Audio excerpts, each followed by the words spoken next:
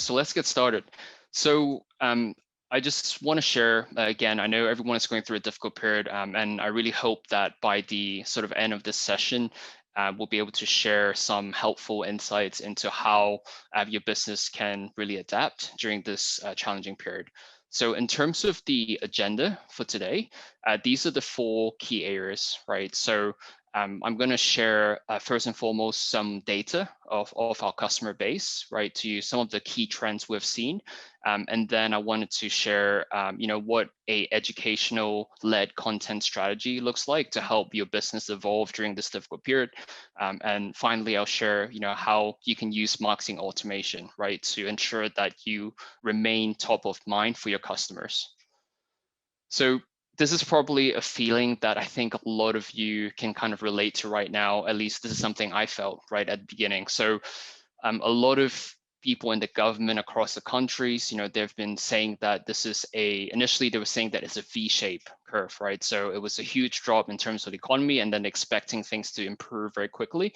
But I think we all know that this seems more of like a U-shaped curve, right? Where it's going to take a bit more time before things will improve or at least go back to the new normal, right? So again, I hope that there are at least 1 or 2 tips that you can gather from the end of today's session from myself or Co-William to help with your business. Okay, so let's start with the data. So before I go into the data, I just want to share how we have gathered the data. So in terms of HubSpot, we have been in the digital marketing space for more than 14 years now. So we have over 70,000 customers globally. So a lot of this data is from our customers, is all anonymous. But what I've done is I've filtered down the data to the Asia Pacific region, right? So it's at least more relevant to us. And the data is, of course, based on companies that have used HubSpot and they've gone online, right? One thing I do want to share is that the start date where we compare the data, we base it off the 11th of March. So that is when the WHO have actually shared that that's a global pandemic. I know for you in Myanmar, the first 2 cases was more late March, right? I think it was 24th March, if I remember correctly. So if, just keep that in mind that the start date is 11th of March, right, when you look at the data. All right, so let's get started. So I think maybe to begin with, I'd love to hear from everyone in terms of, just a quick poll. How many of you have actually spent more time online now, like so after COVID compared to pre-COVID? So please put it in the chat if you have spent more time online or less time online. Great, great. Awesome. So I'm seeing like a lot of more time, right? I think, okay, less time. That's interesting. So, okay, that's interesting. I think it's pretty obvious. Like, I think most of you have spent more time online than before. So this is not really a surprise, right? So if you look at the data, so this is one of the first trends I want to share is that website traffic. So you can see that website traffic has really gone up since sort of the COVID period, right? Since COVID started, and that's not a surprise because buyers are online more than ever, right? People are working from home. People traditional business owners who were in digital before, they have no choice but to go digital, right? So, this is an obvious trend, I would say. So I would say if, in terms of the takeaway from this trend, if you are not online right now, I'm sure most of you are, or at least all of you are, but if your business is not really fully optimized online, like this is something that really should be a priority for you, right? Because we're going through, a new normal and evolution in terms of how businesses, do business today. The other trend that is a little bit more unique is chat conversations. So I'm referring to live chat and people maybe using chatbots or businesses using chatbots. So again, this has gone up and it's very much related to businesses being online, right? Or at least people visiting websites more. So people are spending more time online. So businesses have to adapt to ensure that they're able to manage the amount of traffic, right?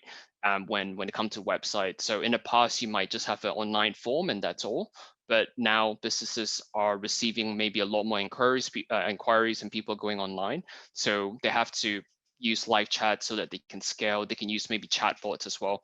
So this is something that maybe it's not relevant for all businesses, but if you are finding it that you're getting a lot more inquiries and you're looking to find a way to scale, then I would say, using live chat is something that you can definitely consider as well.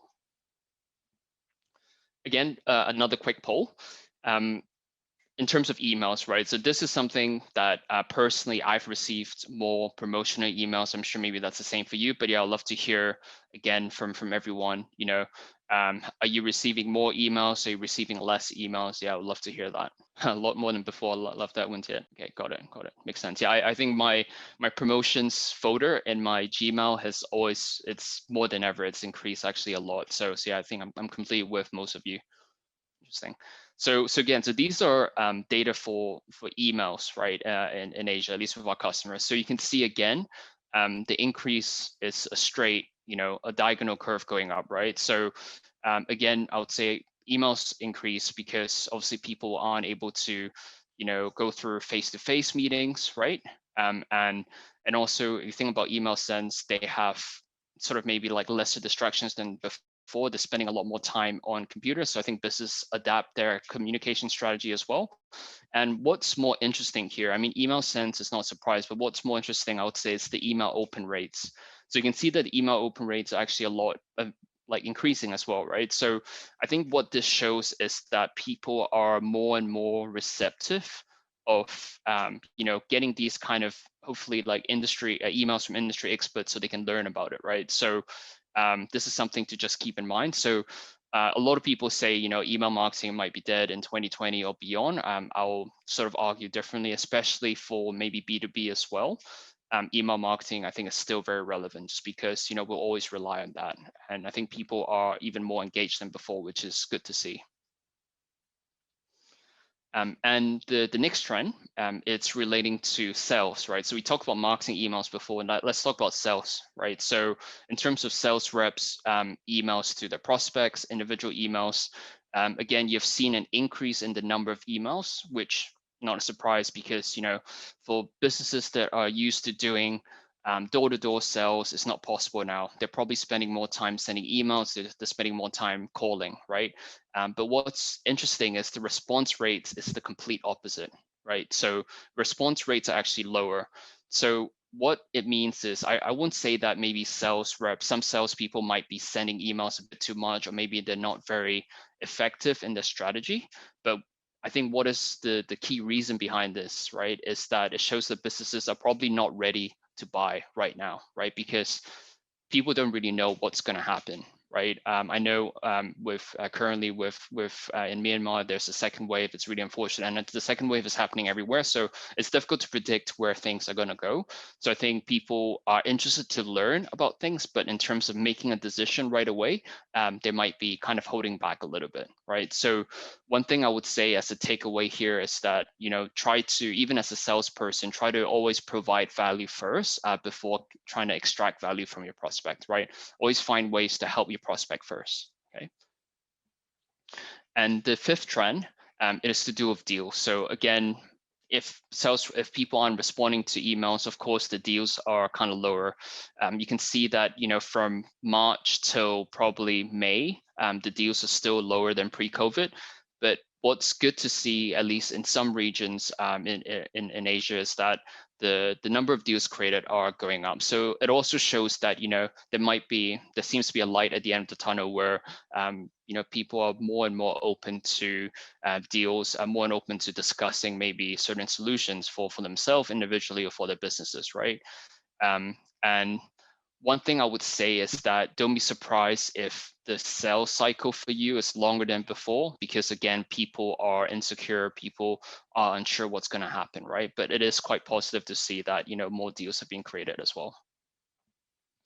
And finally, deals closed. I think for any business owner, any salespeople, the amount of deals closed is probably one of the most important things, right? So I'll say it's shown that it's sort of increased. It definitely picked up since sort of June to end of June. And again, it shows that people are increasingly more likely feel like they're more open to investing, right? Whether it's their business or even for themselves.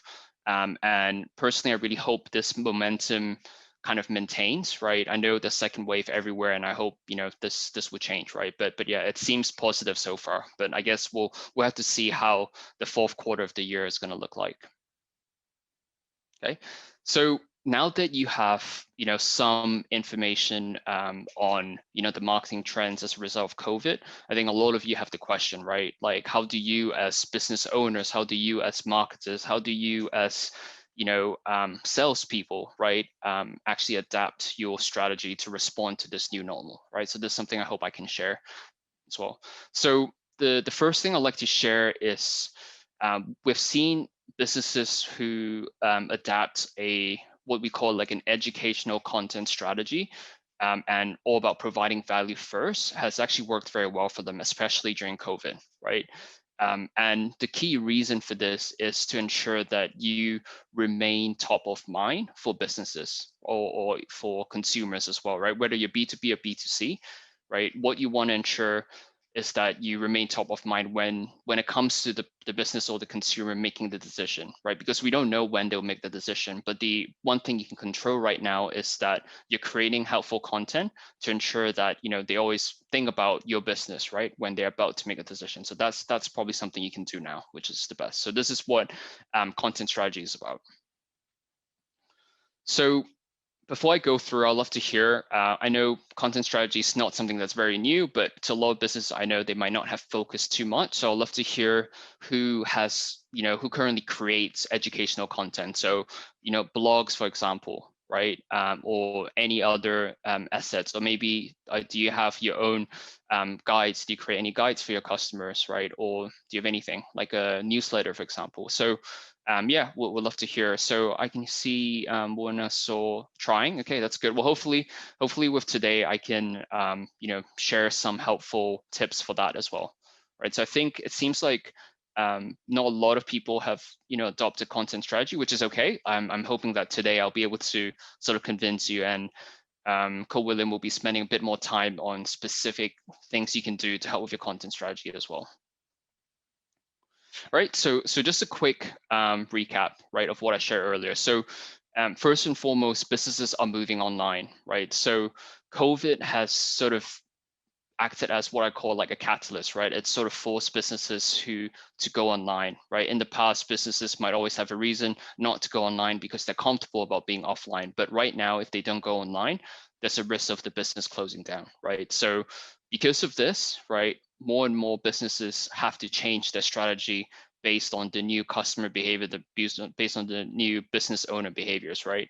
So what you need to keep in mind is like, what can you do, right, for your business, for your team during these times of uncertainty, right? So one thing I want to share is what HubSpot has seen. This is specific to HubSpot, not our customers. So again, the email side of things has really increased in terms of the engagement. The blog traffic has increased, so it shows that it's very much aligned to our customers' trends. Like people are actually looking to learn more, and what's more incredible is our academy, right? So we have this free online academy. So for those of you who don't know, we have a online academy around content marketing strategy, inbound marketing strategy, social media marketing, ads, anything you can think of relating to marketing, and it's completely free, right? Because we want people to be well educated in marketing, and we've seen over 200% increase in these certifications since March, right? Which is incredible, right? It shows that people are really looking to educate themselves, right? So, I hope that showing you the trends has given you an idea on why content strategy, educational content strategy is helpful. But you're probably still wondering why this is helpful, right? So as a business owner, it ultimately comes down to the cost of your business, what your bottom line is, right? So all these educational content strategy actually helps with all three areas. So for marketing, it helps with increasing your reach. So it helps with acquiring more leads. For sales, it will help you build a strong relationship with your prospect, because rather than talking to your prospect for the very first time and hoping to close the deal, you'll be in a much better situation if the prospect already knows about your brand and have learned a lot from your brand or your business. So the close ratio will be higher as well. And finally, from a customer service or services perspective, customers who are always educated about how they can be better with your product, right, will likely retain as well. So it helps with everything, right? Everything you can think of. So in terms of how it impacts you directly, right? So the first part, attract, which is marketing, is all about building trust. Engage is all about providing value, and delight is all about making your customers to be successful, right? So I hope that, I've sort of convinced most of you, especially I know a lot of you haven't started content strategy, that this is something that is the right approach. I think it's easy to say, for me to say, okay, you need to do a content strategy, right? But I think the main challenge is how do you actually execute it?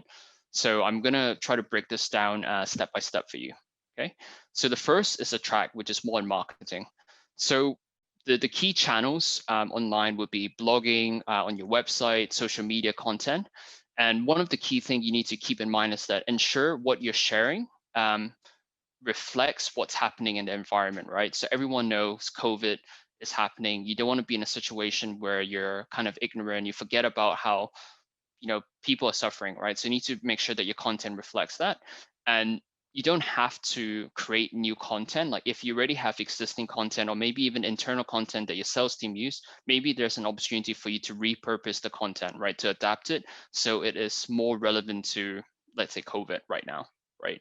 So what HubSpot has done on the track side is we ran this webinar series called Adapt, right? We started running this actually in March, right? And the whole purpose of this, we weren't talking about product or anything, but we were collaborating with industry experts, with LinkedIn, with Google, with Facebook, all the tech companies who have more experience in maybe working remotely and things like that, to share their experience as well. So, we talk about things like, how do you shift from an offline strategy to a virtual event? How do you manage a remote marketing and sales team? How do you, serve your employees during such challenging times of uncertainty? So we create a lot of this content, right, just to help people. That's what our focus have been. And one thing I would sort of challenge everyone is to try to think outside the box, right? So when it comes to content strategy, of course, you should be creating content that is relevant to your product, but you should be thinking beyond that, right? What kind of content can you create that will be helpful to your end customer or to your prospect, right? Even though it might not be directly related to your product, but how do you attract the right people? So this is one of the things we found, our marketing team found, is that remote working was obviously it's like a hot topic during, especially in the earlier days of COVID, right? A lot of people have to move remote and they're not used to it. So a lot of you might think like, how is remote work relevant to HubSpot? Like if you think about remote working, it's not relevant, right? We don't provide, it's not like we're Zoom or it's not like we're Microsoft Teams where we provide all these remote working solutions. But what we do know is people who read about remote working are likely business owners, or they're likely marketing managers, or they're likely salespeople, right? That could potentially become our customer, right? So this is what I want you to think about. This is what I challenge you to think about is try to be creative with your content. You don't always have to write content just about your product, but think outside the box a little bit. Okay. So in terms of the Academy, I've shared this a little bit, but I'm just going to share a little bit more about other initiatives we've done. So we ran a World Certification Day where every certification people completed, we donated to UNICEF. So that actually received a lot of people signing up online. And for those of you who use online educational platforms, like for example, myself, I recently did a Coursera course, and it was completely free, right? And it was actually certified from Yale University, right? Which is a very popular university globally. So a lot of these online educational companies are promoting this, are changing their business model because they know that people are eager to learn, right? So if there's any opportunity for your business to provide such education to your prospects, to your target audience, yeah, I'll definitely recommend that as well.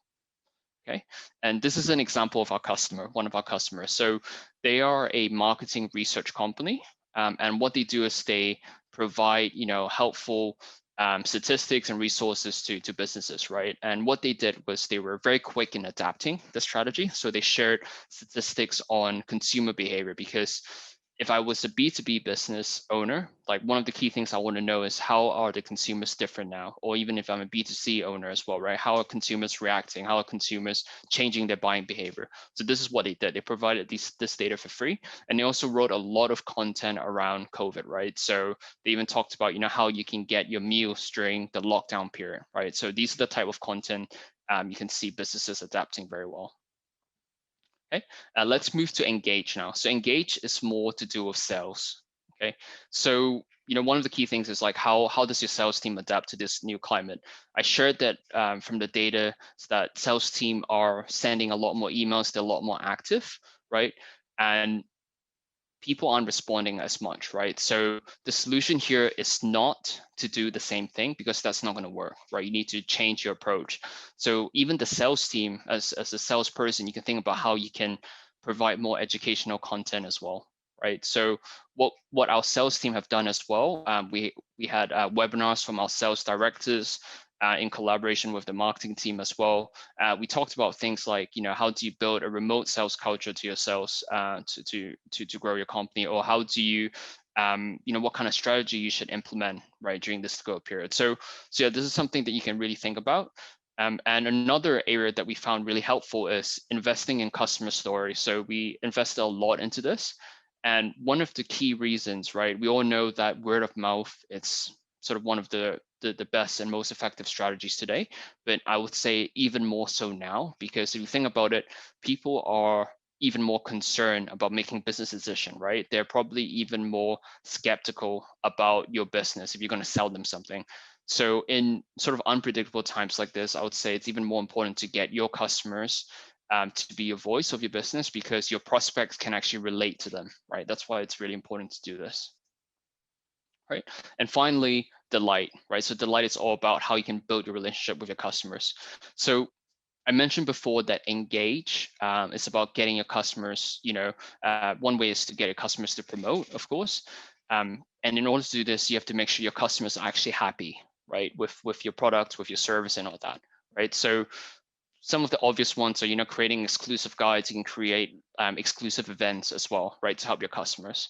So this is what HubSpot has done. So we have this internal community where customers can actually raise questions about, the challenges they're facing because of COVID, and we have people within HubSpot that respond to it. So we're helping them where we can, right? And this has been really helpful. And we also have HubSpot only events, HubSpot user only events, right? That is specific for our customers, where we have our partners around the region hosting it to provide, product updates, best practices, especially during this COVID period. What are some of the things you can do, right? So again, this is about ensuring that our customers are well looked after, right? So this is something that you can think about as well, right? Running events is not just about generating leads. Like, running events can be about delighting your customers as well, right? So just a quick wrap up on what I've shared. So in the ideal world, I would say you'll be able to focus on all three stages. But what I'll recommend, especially if this is something quite new to you, is try to do a bit of self-reflection, analyze your business, and see which area needs the most help. Is it marketing? Is it sales? Or is it customer service, right? So based on that reflection, prioritize, choose one to focus on first, right? Don't try to do everything at a time, right? And this is just a simple checklist of what I have shared. So, first and foremost, you have to understand how people have changed. Then you need to choose which part of your business you want to focus your content strategy for. Then you need to think about what type of educational content you want to create. You can think about maybe what existing content you have internally and find a way to repurpose it. Of course, develop the content, and then finally create a plan to distribute. Okay, so that's one of the tactics, right, which is educational content strategy. The second tactic I want to share with you is more to do with marketing automation, right? So creating the right content, I would say it's only one piece of the puzzle, right? Because you can create the best content in the world, but if you're not thinking about how you're promoting it, if you're not thinking about promoting your content at the right time, right, to your audience, it's not going to be effective. It's going to be a waste of your team's effort, right, in creating it. So I think this image kind of demonstrates very well what I'm referring to. So most businesses in Asia, at least from what I've seen, right, they still adopt what I call a spray and paint approach, right? So what I mean by that is there isn't a clear thought out process in terms of whether the message is being sent at the right time. So try to put yourself in the shoes of your buyer, right? Think about what you're proposing, is that what they're looking for right now, right? So ensure that when you're sending the content, you have a clear goal and a strategy in place, okay? And if you use the analogy of what I've seen here, it's like planting, right? I'm sure some of you enjoy doing that, right? The solution for a healthy plant, right? It's not pouring a bucket of water one time and expect the plant to grow for the rest of for I don't know, 10, 20 years or whatever that is, right?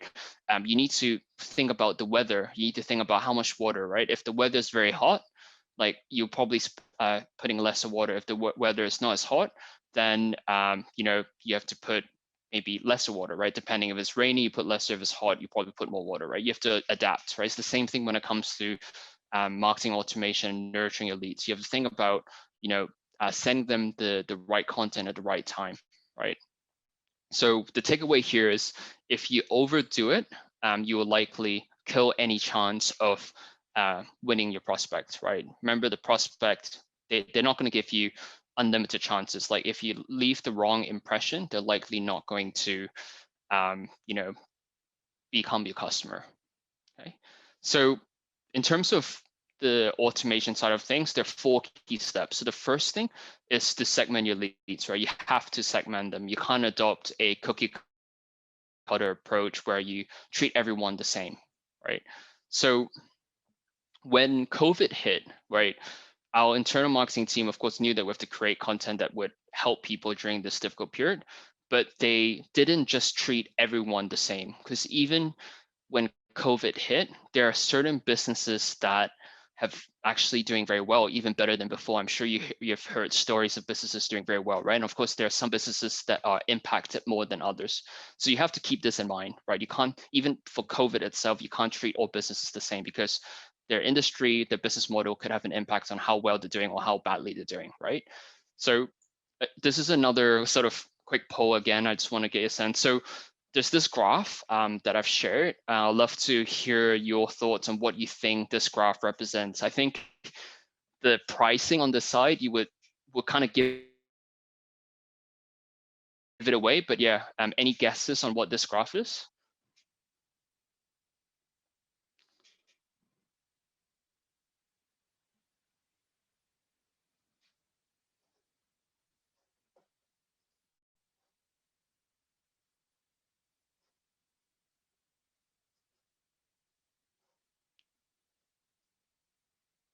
E-commerce? Yeah, I mean, it's in a way, but not really. But yeah, good try. So yeah, let me tell you. So this is actually a graph of a stock, right? So this is the graph of Zoom actually. So I picked Zoom because we're using Zoom for the webinar. So this is their share price that's gone up. So before, if you look at the arrow, that's when COVID was a global pandemic, right? So it's probably not a surprise, but their stock actually grew 590% from the beginning of the year until now, right? So that's huge, right? So if your prospect was Zoom, would you be using the same content strategy for them versus someone who might be in the tourism industry or hospitality industry? Probably not, right? Because, you know, Zoom is loving, I mean, like Zoom is doing very well during this period, right? It's fortunate that they're in this business where people need to work remotely, so the business is growing very well, right? Versus other businesses that are in hospitality and everything, then obviously the impact is a lot larger itself. Yeah, Thierry. Yeah, exactly. Yeah, that's the Zoom price, Zoom share price that's just gone up, right? So yeah, so what I want to share is there are these 3 categories when it comes to how our team thought about, you know, COVID businesses, our businesses impacted by COVID. So there's survive, adapt, and grow. This is something that Co-William will share a little bit later as well. So I don't want to spend too much time, but essentially they're businesses in different industries that impact it, right? So for the survive will be businesses that rely heavily on face-to-face interaction. So because of social distancing, obviously the business have been impacted more versus the grow business are businesses who are already in technology. They're probably ahead of a lot of other businesses, traditional businesses, so doing very well, right? So these are your technology companies, e-learning, e-commerce, right? So just to keep in mind that even when it comes to segmentation for a unfortunate event like COVID-19, there's also a lot of considerations, right? You can't treat everything the same, okay? So the next part is showing them the right content, right? So there's no point showing them the right content if you haven't segmented them, right? So you have to segment them, and then you have to ensure that you show the right content based on the segmentation, right? So just think about it, like if you were treating all your customers the same, and let's say you segment them, but then you don't tailor your content based on different segment, it would defeat the purpose of creating, these kind of content segmenting, right? So in order to achieve this, right, to be able to show the right content, this is where marketing automation comes in. You'll be able to execute certain actions based on behaviors and based on contact information. So this is just like a screenshot of how you do it in HubSpot, right? So I don't have access to other platforms, so I'm just showing you an example of HubSpot. So this is something that it's very similar to like a flow chart, right? So what you do within HubSpot is you decide on what the um, sort of what we call the trigger is, right? Which I'll talk about more. But what you can do is then have a series of action after. So for example, based on someone filling up a form, you send them an email, and then maybe 2 days later, you would see if the person has opened an email. If they haven't opened an email, you send them a different email, things like that, right? So this is a way to optimize the content strategy, right? Is to use marketing automation. Okay, so the triggers which I shared, it's really important as well, because triggers determine, ensures that you're sending the content at the right time. So, work with your sales team, try to understand what kind of actions their customers that they have closed usually take before they become a customer, right? So based on that understanding, you can then decide, okay, it seems like, for example, if someone visits this page, right, maybe 60% of the time they'll likely become a customer. That's a very high conversion rate, right? So you can set up triggers based on that. If someone views, let's say, your pricing page, let's send them an email about my company, send them an email about, with the company brochure or something, right? So this is how you can use automation to your advantage, right? And finally, you have to measure results. No matter what you do, it's impossible to be right in the first time. I think maybe if you're lucky, you can be, but there's always going to be a need to try to optimize your results, right? So you have to have a way of measuring it, right? So this is just an example of how we do it in HubSpot. So we have a way of measuring the conversion rate. So the conversion is based on you setting a goal of the workflow. So when someone goes into a workflow, they would be once they complete the workflow, then we'll be able to tell you, how many people actually complete the workflow, which is achieving the goal. So then you'll be able to see how effective the workflow is, right? So then okay, if the workflow has a very low conversion rate, we probably need to make changes to it. If the workflow has a high conversion rate, then we should, use this workflow as a template for your business. Okay. So just a quick recap, 4 key steps when it comes to automation. You have to segment. And then once you segment, you have to show different segments the right content. And then you have to take one step further by setting up certain triggers to ensure that the content is sent at the right time. And finally, you have to measure the results. Okay. So again, just to summarize all the areas, right? The trends, the educational content strategy, the marketing automation, right? So 2 key points, right? I want you to take away from my presentation. So one is just be aware, and I'm sure a lot of you are aware, most of you said that you're more online than ever, right? You yourself are a buyer as well. So buyers are online more than ever. And the second part is a lot of you said you're receiving more emails, right? So because you're receiving a lot more emails, I'm sure that even for me, I'm a lot more stricter with what kind of emails I want to open, right? I'm actually a lot more impatient. A lot of times I just clear my promotions, because if it's not something I'm interested in, or if at least I had a bad experience with previous emails, I delete it, right? So this is even more important, that you're sending content at the right time. So the solution to that is you have to increase your online presence, your online footprint, by creating more content. And also I would recommend you using some form of automation, so that you're not only creating the right content, but you're also sending the right content to the right segment. Okay. And just to sort of end off my portion before I pass on to Co-William, I want to share this quote with you, right? So this is Maya Angelou. So she's a civil rights activist. So I think, the reason I chose this quote is because I just want everyone to remember that with COVID, happening, it's impacted a lot of people, right? It's a terrible event, it's an unfortunate event, right? It impacts you personally, people are losing jobs, businesses are closing down. So always just remember, just be considerate and be empathetic with what businesses are going through. And like what she said, people will forget about what you said, right? People will also forget about what you did, but people will never forget about how you made them feel. So just think about whatever you do to your prospects, to your leads, right? Just remember how you're making them feel. That's going to be something they'll always remember. And if you make them feel right when they're struggling, when they're going through a difficult period, when they're back on their feet, I'm confident that they'll think about your brand, right? So yeah, this is all I have for today, for at least my portion. I hope you find this helpful. And yeah, I'd like to pass it on to William to talk more about how you can adapt your marketing strategy more for B2B marketing, and he'll be sharing more information on content marketing and CRM. So yeah, thank you, and over to you, William.